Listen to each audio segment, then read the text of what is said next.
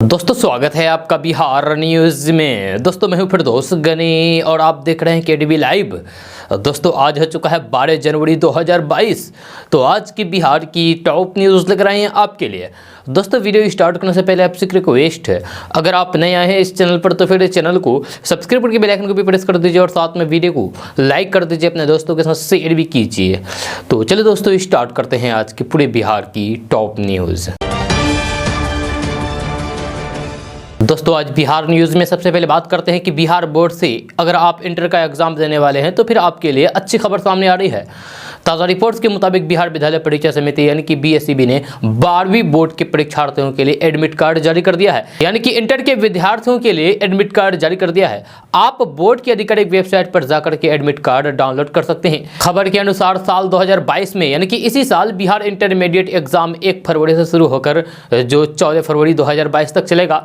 वहीं बिहार बोर्ड 12वीं की प्रैक्टिकल परीक्षा 10 जनवरी 2022 से बिहार के सभी जिलों में शुरू हो चुकी है, जो 20 जनवरी तक चलेगी। आप बिहार विद्यालय परीक्षा समिति यानी कि बीएसईबी पटना की आधिकारिक वेबसाइट पोर्टल बिहार बोर्ड ऑनलाइन.com पर जाकर के अपना एडमिट कार्ड डाउनलोड कर सकते हैं। साथ ही साथ एग्जाम से जुड़ी हर जानकारी को भी प्राप्त कर सकते हैं।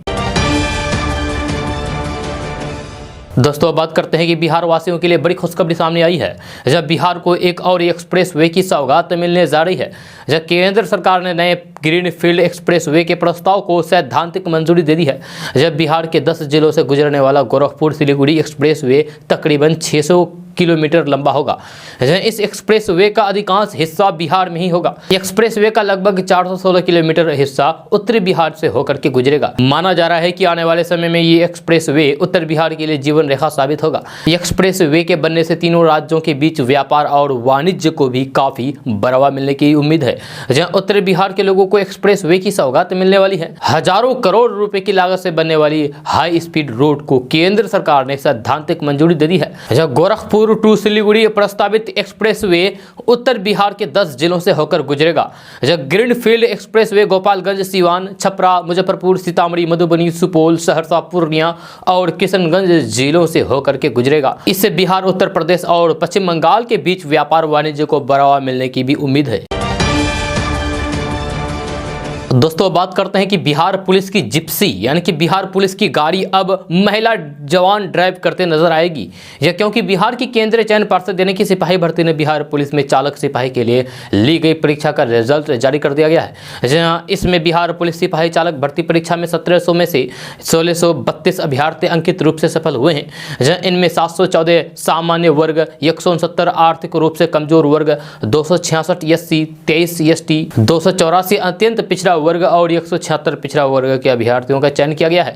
जब चयनित अभ्यर्थियों में बिहार पुलिस के लिए 14 और होमगार्ड के लिए 7 महिलाएं चालक का भी चयन हुआ है, जो अब नौकरी ज्वाइन करने के बाद पुलिस की ड्राइव सीट पर बैठेगी। यानी कि अब महिलाएं बिहार पुलिस की ड्राइवर बनेगी। दोस्तों बात करते हैं कि बिहार में खाद की कमी का मुद्दा राजनीतिक रूप लेता जा रहा है। एक रिपोर्ट के मुताबिक केंद्र से बिहार को 26% यूरिया कम मिला है। बिहार में आए दिन खाद के लिए किसानों की जद्दोजहद देखने को मिल रही है। इसको लेकर आरजेडी ने सरकार पर निशाना साधा है।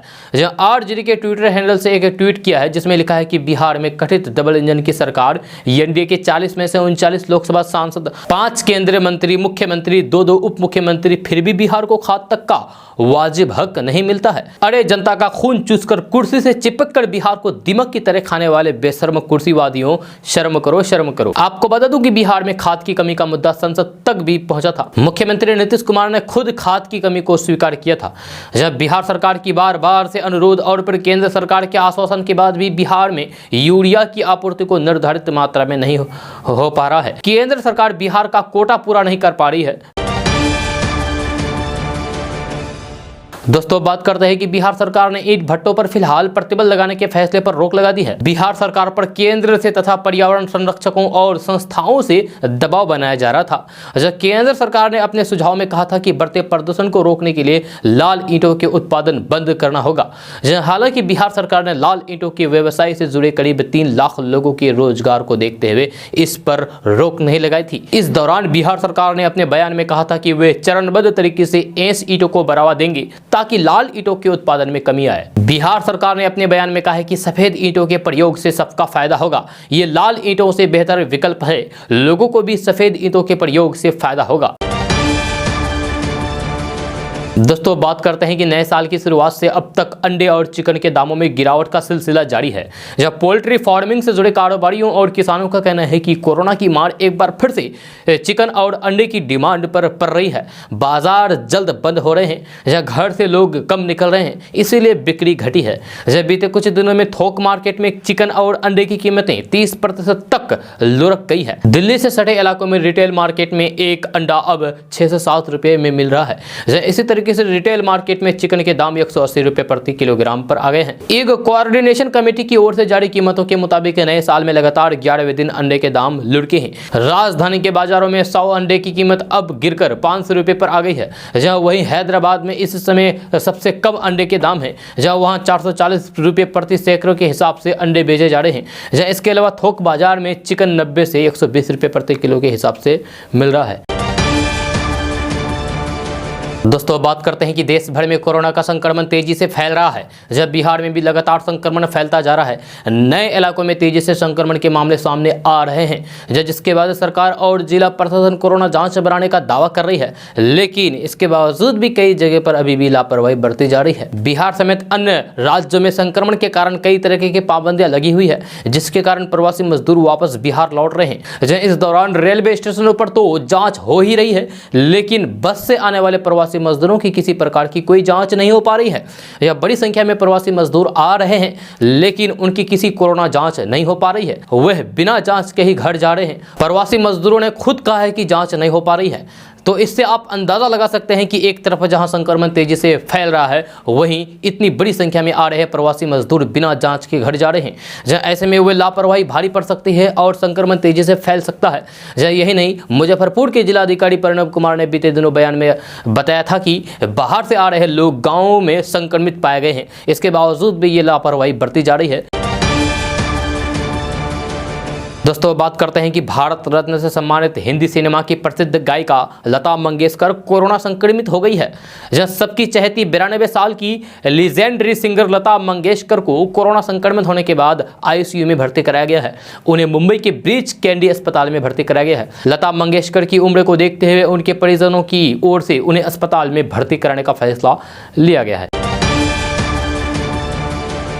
दोस्तों बात करते हैं कि उत्तर प्रदेश में भारतीय जनता पार्टी फिर सत्ता हासिल करने में कामयाब रहेगी या समाजवादी पार्टी बाजी पलट देगी या फिर कांग्रेस या फिर बसपा पिछले चुनाव के खराब प्रदर्शन के उलट इस बार कोई चमत्कार कर पाएगी।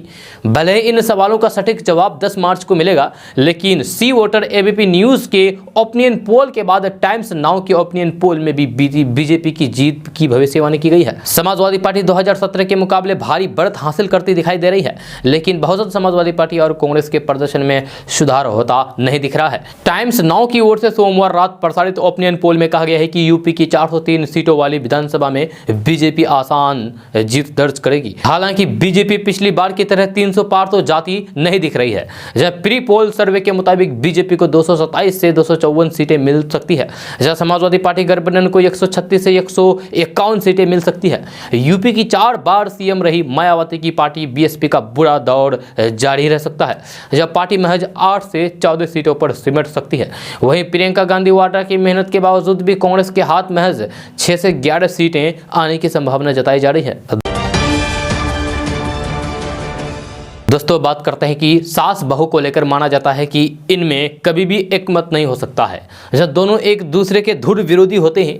लेकिन कटिहार जिले के इस सास बहू की जोड़ी ने इसे बदल दिया है। यहाँ सास बहू की जोड़ी न सिर्फ साथ मिलकर व्यवसाय कर रहे हैं, बल्कि ग्रामीण इलाकों में लोगों के सामने नया उदाहरण भी पेश कर रही है। दरअसल इस इलाके के लिए बटेर पालन बिल्कुल भी नया रोजगार है। जब बटेर के बारे में कहा जाता है कि इसका इस्तेमाल लोग मुर्गा के जैसे ही खाने के लिए इस्तेमाल करते हैं। इसकी मांस स्वास्थ्य के लिए बेहद फायदेमंद है और खासकर ठंड से बचाते हुए शरीर को गर्म रखने के लिए ये बेहद उपयोगी है। इसलिए बटेर के मांस खाने वाले की संख्या तेजी से बढ़ते जा रहे हैं। इसी को देखते हुए कटिहार हसनगंज के सास जुबेदा खातून और उनकी पुतोह यानी कि बहू शहजादी खातून अपने घर में ही बटेर पालन शुरू किया है। शहजादी के पति नूरुद्दीन ने कहीं से इसे देखते हुए घर में लाकर इसे रोजगार के मकसद से पालना शुरू किया था, जो अब धीरे धीरे बड़ा आकार ले रहा है और अब सास बहू मिलकर के इस बटेर फार्म को चला रहे हैं। सास जुबेदा खातून की माने तो अब तक इस इलाके में बटेर का मांस का बाजार उस तरह तेज नहीं हुआ है, लेकिन धीरे धीरे लोग जैसे जैसे खाना शुरू करेंगे तो फिर इस इलाके में एक बड़ा बाजार बनने की उम्मीद है। जब वही बहू शहजादी भी कहती हैं कि इस घरेलू रोजगार से उन लोगों को बहुत उम्मीद है। दोस्तों बात करते हैं कि कोविड-19 महामारी ने जिस तरीके से अचानक पूरी दुनिया पर धावा बोला, जहां उसने लोगों के सार्वजनिक जीवन के हर पहलू को अस्त व्यस्त कर दिया है। जहां दुनिया के कई हिस्सों में इस महामारी के प्रकोप की तीसरी लहर भी देखने को मिल रही है। इसी दौरान बिहार में कोरोना के नाम पर ठग जालसाजी कर रहे हैं। आपको बता दो कि आजकल ठग अलग तरीका निकालते हैं। वे आपके नंबर पर OTP भेजकर आपसे कांटेक्ट करके बोलते हैं कि आपके मोबाइल पर मेरी कोरोना रिपोर्ट गलती से चली गई है, एक OTP नंबर आएगा, आप वो नंबर बता दीजिए। बस आपके नंबर बताते ही आपके अकाउंट से सारा पैसा गायब हो जाएगा। जहां आपको बता दूं कि राजधानी पटना में वैक्सीन और आर्टिफिशियल रिपोर्ट के नाम पर साइबर ठग अब इसी तरीके से ठगी कर रहे हैं। जहां वहीं अब तक कई लोगों के मोबाइल पर जालसाज कोरोना टीके का OTP नंबर भेजकर पैसा चुरा रहे हैं। एक मामला राजधानी पटना के रहने वाले प्रवीण बताते हैं कि उनके मोबाइल पर 2 दिन पहले RT-PCR की रिपोर्ट आई। ये रिपोर्ट देखने में बिल्कुल स्वास्थ्य विभाग जैसा था। दूसरी तरफ रिपोर्ट आने के 2 मिनट बाद ही एक व्यक्ति फोन करता है और कहता है कि उसकी रिपोर्ट गलती से उसके मोबाइल नंबर पर चली गई, कृपया एक OTP नंबर आएगा वो बता दीजिए। प्रवीण समझ चुके थे कि RT-PCR में किसी तरीके का OTP नंबर नहीं आता है, इसीलिए उन्होंने OTP नंबर बताने से इनकार कर दिया।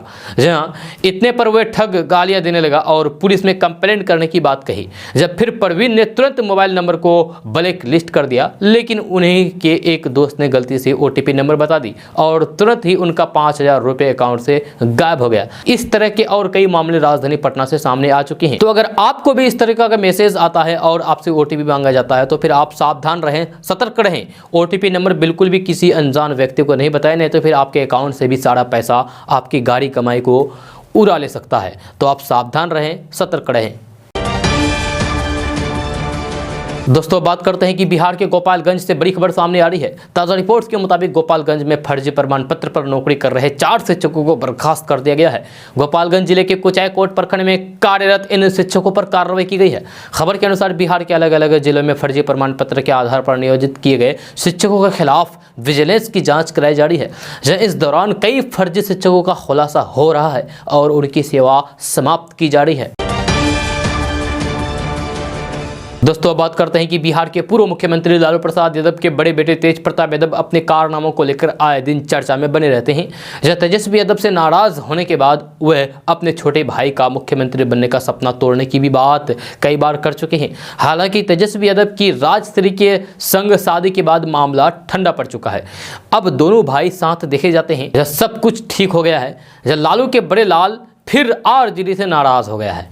जी हाँ, सोमवार को तेज प्रताप यादव के छात्र जनशक्ति परिषद की तरफ से फिर से 2 बड़े बयान दिए गए।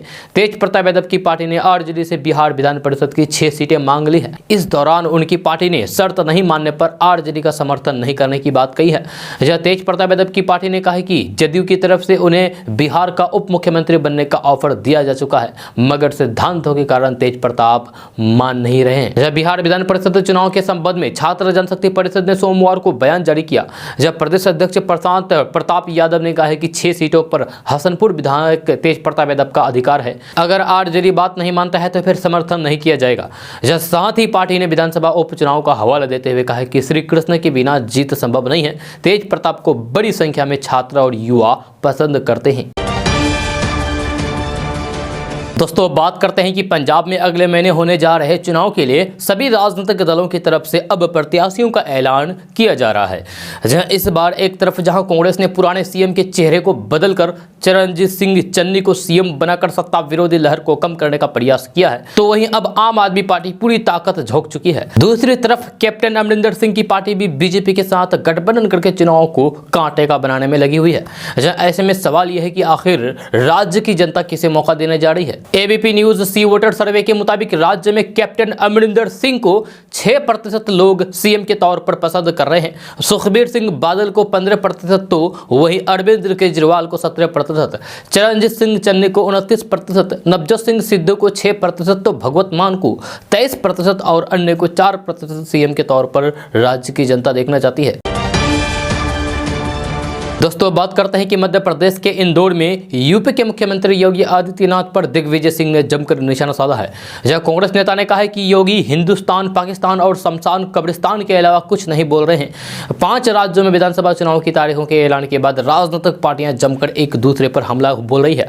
जहां इंदौर के एक कार्यक्रम में कांग्रेस के राज्यसभा सदस्य दिग्विजय सिंह ने मुख्यमंत्री योगी आदित्यनाथ और आरएसएस पर जमकर हमला बोला है। जहां कांग्रेस नेता दिग्विजय सिंह ने आरोप लगाया है कि सीएम योगी के चुनावी भाषणों में हिंदू, मुसलमान और हिंदुस्तान, पाकिस्तान जैसे विभाजनकारी मुद्दों के अलावा कुछ नहीं होता है। जब कांग्रेस नेता दिग्विजय सिंह ने यूपी के सीएम योगी आदित्यनाथ पर हमला बोलते हुए कहा कि आप यानी कि मीडिया वालों को कहा कि आप योगी आदित्यनाथ के चुनावी भाषण सुन ही रहे हैं।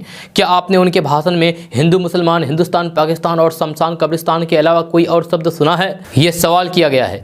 इसके साथ ही दिग्विजय सिंह ने आरएसएस के हिंदू खतरे में है जैसे बयानों को जिक्र करते हुए कहा कि जो लोग बताते हैं कि हिंदू धर्म खतरे में है, राष्ट्रपति, प्रधानमंत्री और मुख्यमंत्री सभी हिंदू हैं, इन सब के रहते हुए कोई खतरा है तो फिर भूल किसी स्तर पर है। हिंदुत्ववादी खतरे में हो सकता है लेकिन हिंदू धर्म न कभी खतरे में था और न ही कभी खतरे में रहेगा। आगे दिग्विजय सिंह ने कहा कि जिस तरीके से दिमक, घर या फिर अन्य वस्तुओं की सतह के नीचे गुपचुप तरीके से लग करके उसे बर्बाद करती है, वैसे ही आरएसएस भी गुपचुप तरीके से काम करते हुए पूरी व्यवस्था को बिगाड़ रही है। दिग्विजय सिंह ने कहा कि इस बात पर सबसे ज्यादा गालियां मैं खाऊंगा क्योंकि कहा जाएगा कि मैंने आरएसएस की तुलना दीमक के साथ कर दी है, लेकिन मैंने आरएसएस को नहीं बल्कि उस विचारधारा के चरित्र को दीमक कहा है जो गुपचुप तरीके से देश की व्यवस्था बिगाड़ रही है।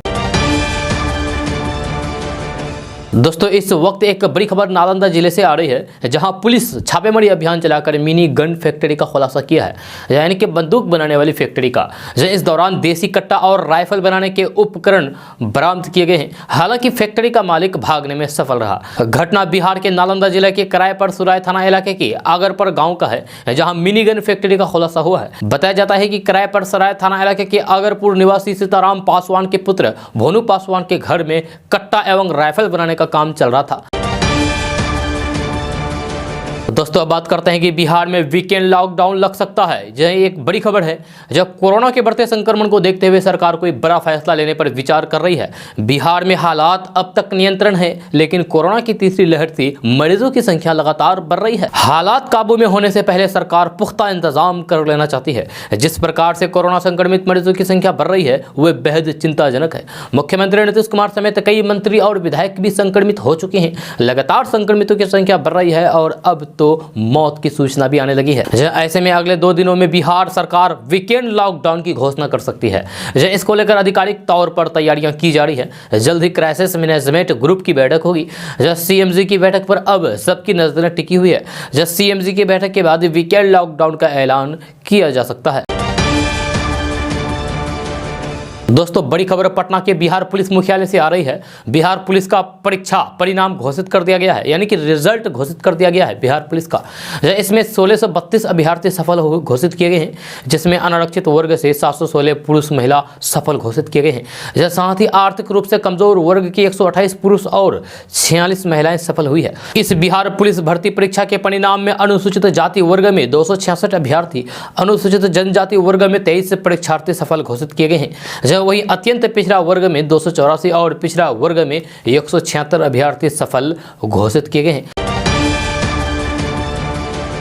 दोस्तों बात करते हैं कि प्रधानमंत्री नरेंद्र मोदी ने सोमवार को विश्व हिंदी दिवस के मौके पर इस भाषा के प्रसार को लेकर बात की है। जब प्रधानमंत्री नरेंद्र मोदी ने कहा है कि हिंदी हमारे ज्ञान और संस्कृति के प्रसार में काफी अहम भूमिका निभा रही है। पीएम मोदी ने ये बातें विदेश मंत्रालय की ओर से आयोजित एक कार्यक्रम में कही है। पीएम मोदी ने कार्यक्रम में कहा है कि हिंदी अपनी सरलता की वजह से हमारे ज्ञान और संस्कृति के प्रसार में अहम भूमिका निभा रही है। उन्होंने कहा कि सूचना और तकनीक के क्षेत्र में हिंदी का ज्यादा से ज्यादा इस्तेमाल और युवाओं के बीच इसकी लोकप्रियता की वजह से आने वाले समय में इस भाषा का भविष्य काफी उज्जवल दिख रहा है। दोस्तों अब बात करते हैं कि पटना, पूर्णिया, नालंदा सहित सभी जिलों के शिक्षकों को दिसंबर महीने का वेतन जल्द से जल्द दिया जाएगा। इसको लेकर सरकार के द्वारा 720 करोड़ रुपए जारी कर दिया गया है। इससे शिक्षकों के बैंक खाते में पैसा ट्रांसफर किया जाएगा। खबर के अनुसार शिक्षा विभाग ने बिहार के पहली से 8वीं कक्षा तक में समग्र शिक्षा के तहत कार्यरत शिक्षकों को वेतन भुगतान करने के लिए सभी जिलों को पैसे भेज दिया है। बहुत जल्द शिक्षकों को दिसंबर महीने का वेतन दिया जाएगा। दोस्तों अब बात करते हैं कि बिहार में कोरोना की चेन थमने का नाम नहीं ले रही है। जब बिहार के हर जिले में संक्रमण पहुंच चुका है, ओमिक्रॉन के मामले भी बिहार में आ चुके हैं। जब सोमवार को बिहार के मुख्यमंत्री नीतीश कुमार कोरोना पॉजिटिव पाए गए हैं, ये बड़ी खबर है। जब सीएम नीतीश कुमार सुबह एंटीजन टेस्ट करवाया था जिसमें वे नेगेटिव थे, उसी समय नीतीश कुमार RT-PCR जाँच के लिए भी सैंपल दे दिया था जिसमें रिपोर्ट पॉजिटिव आई है। डॉक्टरों की सलाह पर मुख्यमंत्री होम आइसोलेशन में है। जब सीएम नीतीश कुमार ने प्रदेशवासियों से कोविड अनुकूल व्यवहार करने की अपील की है। इसके साथ ही विशेष सावधानी बरतने के लिए कहा है। सीएम नीतीश कुमार अब तक पहली और दूसरी लहर में कोरोना संक्रमित नहीं हुए थे, लेकिन तीसरी लहर में कोरोना संक्रमित हो गए हैं। दोस्तों अब बात करते हैं कि पूरे देश में कोरोना महामारी की तीसरी लहर का खतरा मंडराने लगा है। जहां अब तक रोजाना के मामले 1.5 लाख से ज़्यादा आ रहे हैं। बहुत से विशेषज्ञों का मानना है कि महामारी की तीसरी लहर शुरू हो गई है। अब IIT कानपुर के प्रोफेसर मनिंदर अग्रवाल ने दावा किया है कि जनवरी के अंत में देश में कोरोना महामारी की पीक आएगी। उस दौरान 4 से 8 लाख केस रोजाना सामने आ सकते हैं। इस गणना के लिए उन्होंने सूत्र मॉडल का इस्तेमाल किया है जो गणितीय रूप से संक्रमण के प्रसार की भविष्यवाणी करता है। प्रोफेसर अग्रवाल के मुताबिक अगले 3 से 4 दिनों में सारी तस्वीरें साफ हो जाएगी। मुंबई और दिल्ली दोनों तीसरी लहर की चपेट में हैं। जनवरी के मध्य यानी कि अगले हफ्ते वहां पीक आ सकती है। उस दौरान दिल्ली में 50 से 60 हजार रोजाना केस सामने आएंगे। वहीं जब प्रोफेसर से लहर खत्म होने का सवाल पूछा गया तो उन्होंने कहा कि किसी भी महामारी का मूल नियम है कि जितनी तेजी से केस में बढ़ोतरी होती है उतनी तेजी से उसमें कमी भी आती है। तो इस बार हम सभी को उसमें नाटकीय रूप से कमी देखने को मिल सकती है। इसी तरीके से दक्षिण अफ्रीका में भी देखने को मिला है। जब प्रोफेसर अग्रवाल से चौथी लहर को लेकर सवाल पूछा गया तो उन्होंने कहा कि उनके अधिकार क्षेत्र से बाहर है। ये तब आएगी जब संक्रमण का नया म्यूटेंट आएगा। ऐसे में इसका गणितीय रूप से अनुमान नहीं लगा सकता है। दोस्तों बात करते हैं कि पटना हाई कोर्ट ने पटना समेत बिहार के सभी हिस्सों में अनियंत्रित रूप से हो रही चोरी, लूटपाट और फिर सेंधमारी की घटनाओं पर त्वरित कार्रवाई करने के लिए दायर एक जनहित याचिका पर सुनवाई करते हुए बिहार सरकार से जवाब तलब किया है। चीफ जस्टिस संजय करोल की खंडपीठ ने अधिवक्ता सुरेंद्र कुमार सिंह और संजीव कुमार मिश्रा की जनहित याचिका पर सुनवाई की। हाईकोर्ट को इस जनहित याचिका में बताया है कि राजधानी पटना समेत बिहार के अन्य हिस्सों में अपराध, चोरी, लूटपाट और सेंधमारी की घटनाएं बढ़ गई है। दोस्तों बात करते हैं कि बिहार में चमत्कार हो गया है। टमाटर से अब शराब निकलने लगा है। बिहार में पूर्ण रूप से शराबबंदी है, ये आपको भी मालूम है, लेकिन इसके बावजूद भी बिहार में शराब की तस्करी का कारनामा आए दिन देखने को मिलता है। शराब के धंधे में लिप्त लोग पुलिस को चकमा देने के लिए कई तरह के हथकंडे अपनाते हैं। सबसे बड़ी बात यह है कि इस धंधे में बड़े पद पर रहने वाले भी शामिल रहते हैं। इसका सीधा उदाहरण देखने को मिला है फतुहा थाना क्षेत्र के NH 30 में स्थित सुपन चक के पास। जब पुलिस ने गुप्त सूचना के आधार पर 2 पिकअप वैन को रोककर चेकिंग किया, लेकिन पुलिस कुछ देर के लिए सोचने पर मजबूर हो गए क्योंकि दोनों पिकअप वैन में लाल टमाटर से भरा कैरेट था। हालांकि पुलिस ने हार नहीं मानी और कैरेट को जमीन पर रखकर टमाटरों को कैरेट से अलग किया तो फिर कैरेट में नीचे रखे विदेशी शराब के एक कार्टून मिले। शराब झारखंड की ओर से लाया जा रहा था। आपको बता दूं कि अभी बिहार में टमाटर भी हजारीबाग की ओर से काफी मात्रा में आ रहे हैं। लाल टमाटर के नीचे शराब की लाल पानी देखकर पुलिस के होश उड़ गए। दोस्तों बात करते हैं कि सड़क पर आग बुझाने वाली दमकल की गाड़ियों को देखते हुए लोग इसे निकलने के लिए जगह दे देते हैं ताकि ये सही समय पर घटनास्थल पर पहुंच सके और आग को बुझा सके। दमकल का रंग लाल होता है, पर कभी सोचा है कि इसका रंग लाल ही क्यों होता है? इसके रंग को लेकर पेश की गई थ्योरी बताती है कि ऐसा करने की कई वजह थी। तो चलिए आपको बताते हैं कि आखिर ये वजह है क्या। तो साइंस ABC की रिपोर्ट कहती है कि दमकल को लाल रंग देने के पीछे कई थ्योरी पेश की गई है। जब पहली थ्योरी कहती है कि 1900 में सड़कों पर ज्यादातर फोर्ड कंपनी की गाड़ियां नजर आती थी। इन सभी का रंग काला था, इसीलिए दमकल का रंग लाल चुना गया ताकि दूर से ही ये नजर आ सके और दूसरे वाहन इन्हें आगे जाने के लिए जगह दे सके। एक थ्योरी ये भी कहते हैं कि दमकल के इंजन का आविष्कार रिचर्ड न्यूशेम ने 1732 में किया था, जहां उन्होंने ही पहली बार इसके इंजन को लाल रंग में रंग दिया। तब से वही रंग चलता आ रहा है। इसके रंग को लेकर थ्योरी और भी है जो कहते हैं कि उस दौर में फायर डिपार्टमेंट के लिए अधिक धनराशि नहीं स्वीकृत की जाती थी, इसीलिए ऐसा किया जाता है। रिपोर्ट कहते हैं कि फायर डिपार्टमेंट के पास ज्यादा पैसे नहीं होता था, इसीलिए वे इसे रंगने के लिए लाल रंग का इस्तेमाल करते थे। जब उस दौर में काले के मुकाबले लाल रंग ज्यादा सस्ती दरों पर मिल जाता था, इसलिए दमकल के लिए लाल रंग का ही प्रयोग किया गया। दोस्तों बात करते हैं कि बिहार विधान परिषद की 24 सीटों पर चुनाव होने वाला है। जाहिर है सियासी पार्टियों के बीच इन सीटों के लिए तालमेल होना काफ़ी ज़रूरी है। एनडीए यानी कि बीजेपी और जेडीयू के बाद बिहार में दो पार्टियां कांग्रेस और आरजेडी कई मुद्दों पर एक साथ चलने का दावा करती है। इस दावे में कितना दम है ये कभी दिखाई नहीं देता है। कई राजनीतिक मामलों पर दोनों पार्टियों के सुर अलग अलग हो जाते हैं, लेकिन बात यदि पार्टी के स्वार्थ की हो तो फिर दोनों पार्टियों की खींचतान सियासी गलियारों में चर्चा का विषय बन जाती है। ताजा मामला बिहार विधान परिषद की 24 सीटों को लेकर है, जहां कांग्रेस और आरजेडी में सीटों को लेकर खींचतान शुरू हो गई है। कांग्रेस 7 सीटों पर अपना दावा ठोक रही है, आरजेडी 4 सीट से ज्यादा देने के मोड में नहीं है। स्थिति वैसी हो जा रही है जैसे हाल बिहार विधानसभा के उपचुनाव में देखी गई थी। जब विधान परिषद के चुनाव को लेकर आरजेडी मुखर है, कांग्रेस को सीधे सीधे 2015 के सियासी समझौते को याद दिला रही है। आरजेडी ने मात्र 4 सीटों की पेशकश कर दी है, जब वही कांग्रेस नाराज है। कारण है कांग्रेस के दावे वाली सीटों पर आरजेडी ने पहले ही अपने उम्मीदवारों को उतारने की तैयारी शुरू कर दी है। दोस्तों बात करते हैं कि बिहार के नेता प्रतिपक्ष तेजस्वी यादव आज हैदराबाद के लिए रवाना हो गए हैं। रवाना होने के ठीक पहले उन्होंने मीडिया से बात करते हुए कहा कि बिहार के मुख्यमंत्री नीतीश कुमार के साथ साथ जितने लोग भी कोरोना से पॉजिटिव हुए हैं उन सबकी स्पीडी रिकवर हो, ऐसी मेरी कामना है। तेजस्वी यादव ने कहा कि जिस तरीके से कैबिनेट के मंत्री और सीएम आवास के लोग कोरोना संक्रमित पाए गए थे, मुझे शक था कि सीएम भी जरूर संक्रमित हुए होंगे, लेकिन कोई नहीं, जल्द ही सब रिकवर हो। सीएम नीतीश कुमार भी जल्द से स्वस्थ हो। आपको बता दूं कि मुख्यमंत्री नीतीश कुमार कोरोना पॉजिटिव पाए गए हैं। सीएम कार्यालय से इस बात की जानकारी दी गई है। फिलहाल सीएम नीतीश कुमार डॉक्टरों की सलाह पर होम आइसोलेशन में है। नीतीश कुमार के करीबी कई लोगों के संक्रमित होने के बाद इस बात की आशंका जताई जा रही थी कि सीएम भी संक्रमित हो सकते हैं।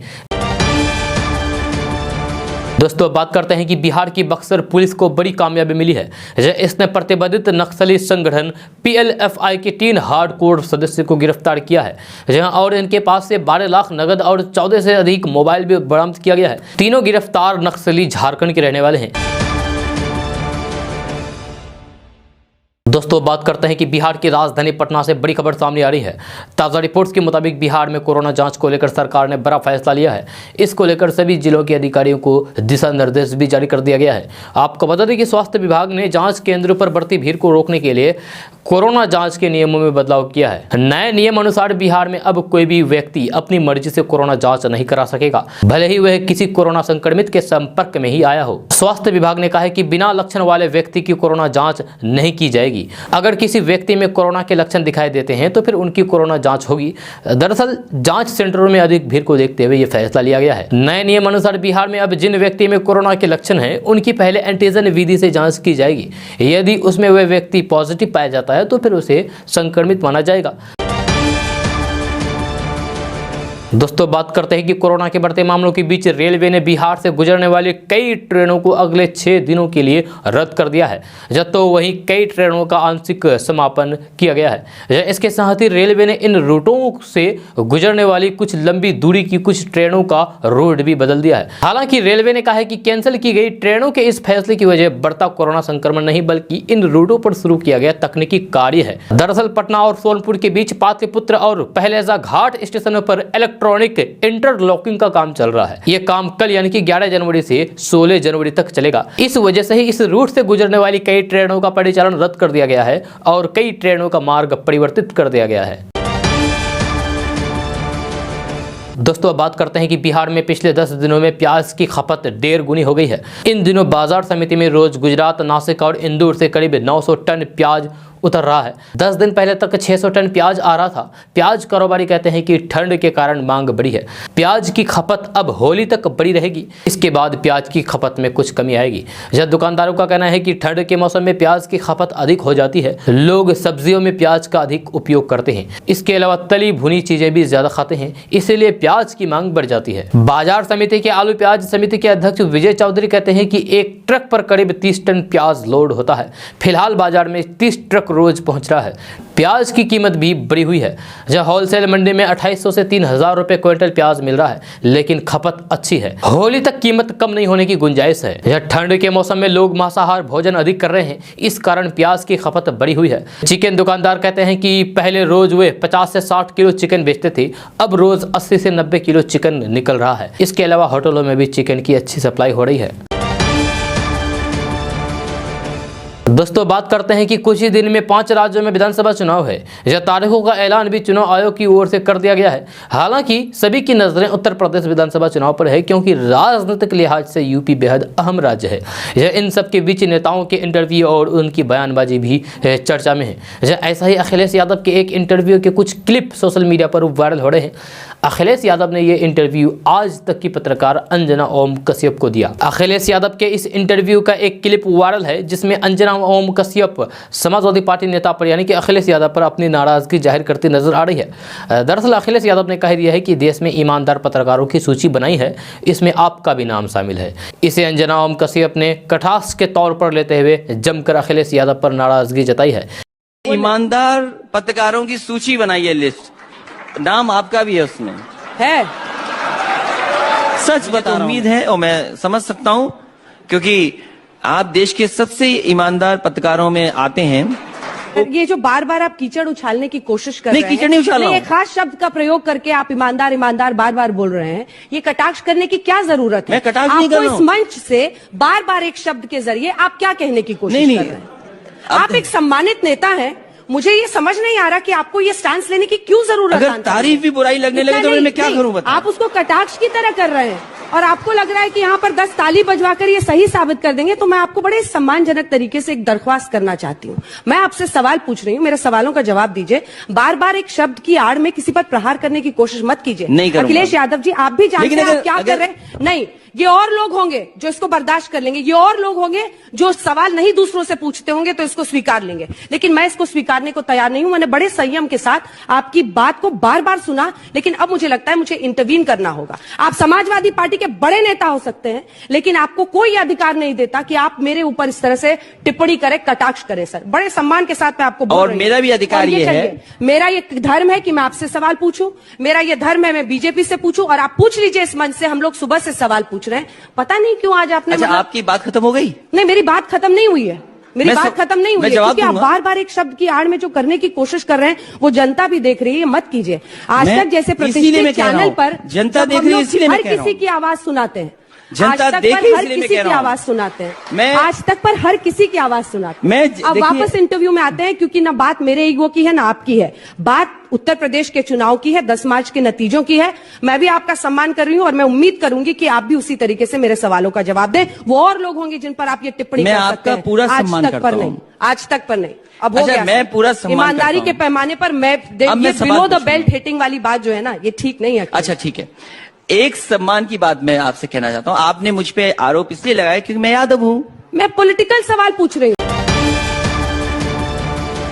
दोस्तों बात करते हैं कि उत्तर प्रदेश की राजनीति में मंगलवार को बड़ी हलचल हुई जब स्वामी प्रसाद मौर्य ने कैबिनेट मंत्री पद से इस्तीफा दे दिया है। स्वामी प्रसाद मौर्य ने अपना इस्तीफा राज्यपाल आनंदीबेन पटेल को भेज दिया है। इसके साथ ही स्वामी प्रसाद मौर्य ने बीजेपी का साथ छोड़कर समाजवादी पार्टी ज्वाइन कर लिया है। राज्यपाल आनंदीबेन पटेल को भेजे गए अपने इस्तीफे में स्वामी प्रसाद मौर्य ने कहा है कि श्रम एवं सेवायोजन और समन्वय मंत्री के रूप में विपरीत परिस्थितियों और विचारधारा में रहकर भी बहुत ही मनोयोगी के साथ उत्तरदायित्व का निर्वहन किया है, किंतु दलित, पिछड़ों, किसानों, बेरोजगारों, नौजवानों एवं छोटे लघु एवं मध्यम श्रेणी के व्यापारियों की घोर उपेक्षात्मक रवैया के कारण उत्तर प्रदेश के मंत्रिमंडल में से इस्तीफा देता हूं।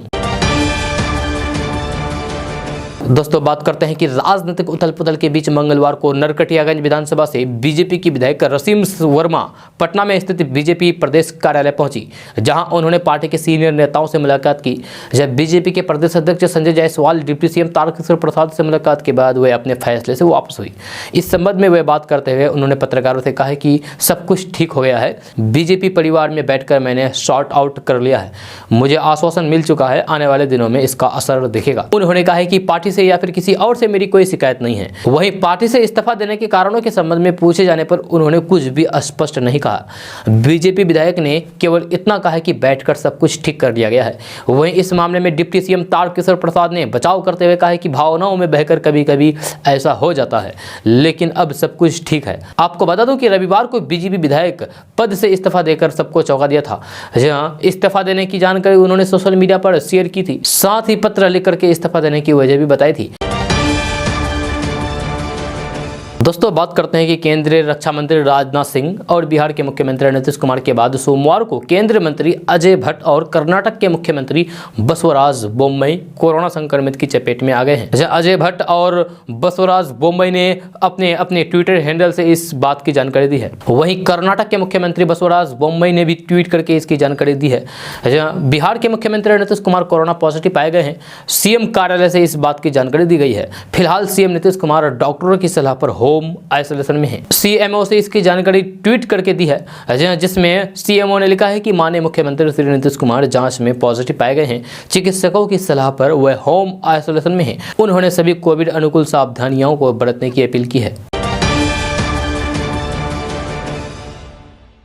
दोस्तों आज का न्यूज़ बस यहाँ तक। कैसा लगा जरूर अपना सुझाव दीजिएगा नीचे कमेंट बॉक्स में कमेंट करके। अगर आप नए आए हैं इस चैनल पर तो फिर चैनल को सब्सक्राइब करके बेल आइकन को भी प्रेस कर दीजिए और साथ में वीडियो को लाइक कर दीजिए, अपने दोस्तों के साथ शेयर भी कीजिए। तो चलिए दोस्तों फिर मिलते हैं अगले वीडियो में, तब तक के लिए जय हिंद जय बिहार।